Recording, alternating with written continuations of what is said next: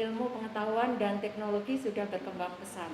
Jadi mau tidak mau siswa harus bisa mengikuti perkembangan zaman. Dampak positifnya banyak sih ya. Kita bisa makin terhubung dengan lebih jauh jangkauan lagi, kita bisa mencari ilmu lebih banyak lagi, dan bermacam-macam sesuai dengan yang kita inginkan. Jika sekolah kembali dibuka, apakah kegiatan-kegiatan sekolah lain akan diperbolehkan? Contoh kecil ekskul dari Wildan Ahmad. Assalamualaikum warahmatullahi wabarakatuh. Halo semua, selamat pagi dan salam sejahtera bagi kalian semua. apa kabar nih kalian yang stay at home dan masih beraktivitas dari rumah? Semoga kalian tetap berada di lindungan Allah Subhanahu wa taala ya. Amin. Nah, ada pepatah mengatakan, tak kenal maka tak sayang. Maka dari itu, kita berdua akan perkenalan terlebih dahulu. Perkenalkan, nama saya Dewita Rahma Yuliana Sandi. Saya Wijanandra Al-Fahmi Kuasa. Kami berdua perwakilan dari OSIS SMA Negeri Balu. Nah, setelah ada ketetapan dari pemerintah masalah belajar dari rumah, bekerja dari rumah, kita sudah menerapkan hal tersebut. Contohnya adalah pembelajaran daring yang selama ini sudah kita lakukan kurang lebih 6 bulan. Iya. Nah, ngomong-ngomong tentang masalah pembelajaran daring, gimana sih Nan menurut kamu tentang sistem yang ada di sekolah ini? Kalau menurutku sih gini, tentang pembelajaran daring ini ya. Satu, cukup membosankan. Yang kedua, kurang efisien juga. Dan yang ketiga, penyampaian materinya itu dominan ke tugas, bukan ke materi sih. Itu menurutku. Gimana kalau menurutmu? Kalau menurutku, setiap hal itu pasti ada sisi positif sama sisi negatifnya.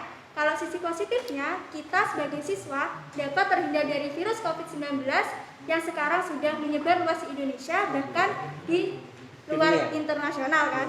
Terus yang kedua, aplikasi-aplikasi tentang bidang pendidikan itu sudah banyak. Jadi untuk siswa-siswa SMA Negeri Balong lebih membuka mata bahwa teknologi di Indonesia ini sudah sangat banyak dan sudah sangat canggih. Alhamdulillah banget ya. Terus yang ketiga, intensitas bareng keluarga itu yang aku banyak rasakan. Karena sebelum itu, sebelum masa pandemi, intensitas waktu sama keluarga itu sangat sedikit dibanding dengan sekarang ini. Kalau menurutmu gimana? Apa kamu merasakan hal yang sama seperti aku? Sama sih, merasakan juga. Nah, itu kan pendapat kita sebagai siswa. Gimana ya kalau pendapatnya guru? Nah, teman-teman perlu diketahui, pendapat siswa dan pendapat guru tentunya pasti beda. Sekarang kita sudah mengundang narasumber Wakil Kesiswaan dan Staf Kurikulum SMA Negeri Balung. Perlu diketahui juga, Wakil Kesiswaan dan Staf Kurikulum SMA Negeri Balung itu baru. Ya udah yuk, langsung saja kita datangkan narasumbernya. Nah, teman-teman, sekarang kita sudah bersama Wakil Kesiswaan dan Staf Kurikulum SMA Negeri Balung. Untuk Ibu Wakil Kesiswaan, bisa berkenalan terlebih dahulu. Terima kasih. Selamat pagi anak-anakku siswa SMA Negeri Balung. Perkenalkan, saya Bu Zulis, Wakil Kesiswaan SMA Negeri Balung. Terima kasih. Monggo, Bu Teni. Assalamualaikum warahmatullahi wabarakatuh. Saya Dani Kurniasari selaku staf kurikulum SMA Negeri Balung. Terima kasih atas perkenalannya. Di sini kita akan berbincang-bincang tentang pertanyaan pembelajaran daring yang selama ini sudah kita lakukan, Bu. Nah, kita langsung ke pertanyaan dari siswa. Pertanyaan pertama, apakah sistem daring merupakan solusi ideal bagi keberhasilan pendidikan Indonesia dalam jangka panjang? Dari Dewita Sandi _ Untuk Bu Teni bisa menjawab. Oh gitu. Iya. Terima kasih. Kalau menurut pendapat saya, sistem daring ini relatif cocok karena memang saat ini ilmu pengetahuan dan teknologi sudah berkembang pesat. Iya. Jadi mau tidak mau siswa harus bisa mengikuti perkembangan zaman. Jadi kita tidak bisa menyerah gitu aja, daring susah, daring banyak kendalanya, tidak bisa seperti itu. Jadi insya Allah untuk bisa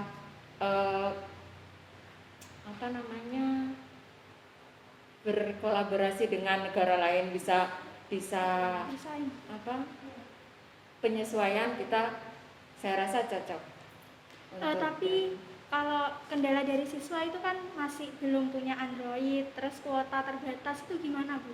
Ya, Sedangkan mau tidak mau harus bisa mengatasinya.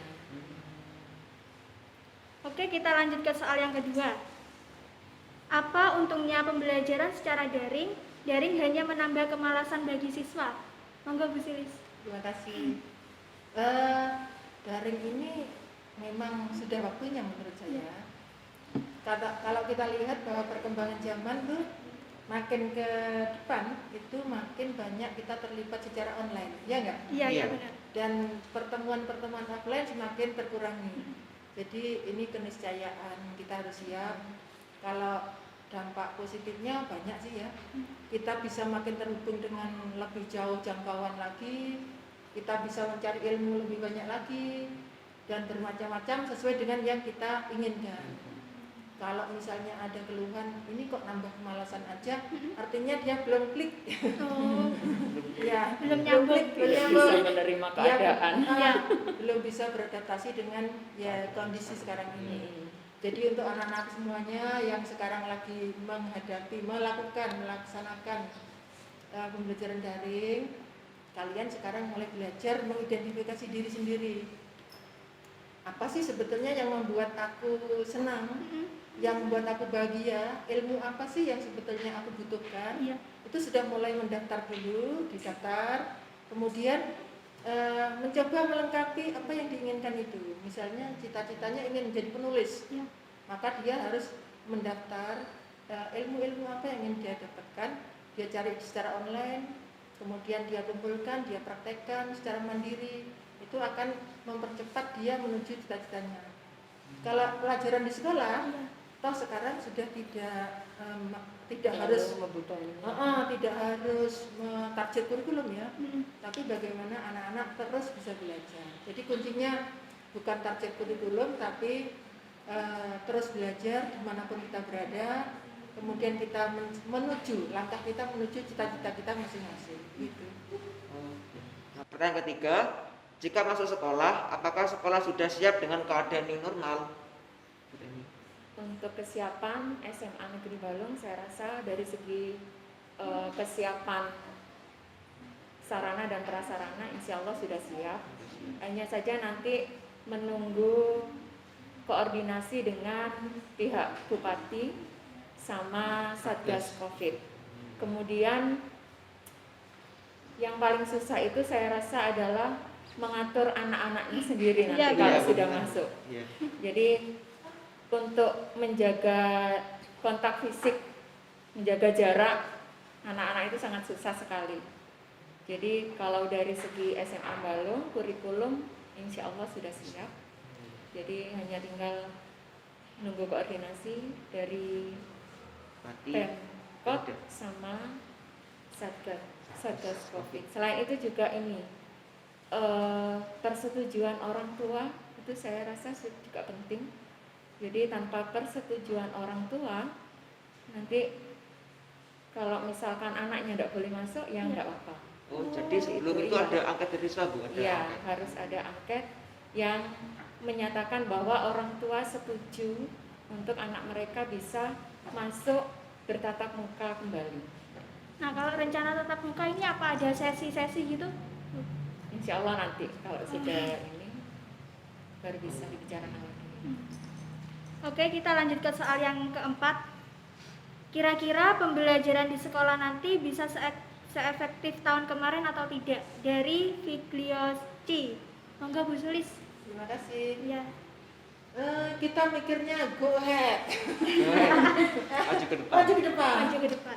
Jadi kita bernostalgia boleh, tapi kalau kelamaan lihat sekian nggak bagus tuh. Iya. Iya. Nah.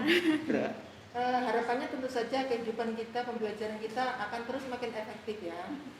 Jadi kedepannya tetap kita bisa belajar, berinteraksi ya, kalau sudah ada tatap muka kan juga bisa berinteraksi. Iya.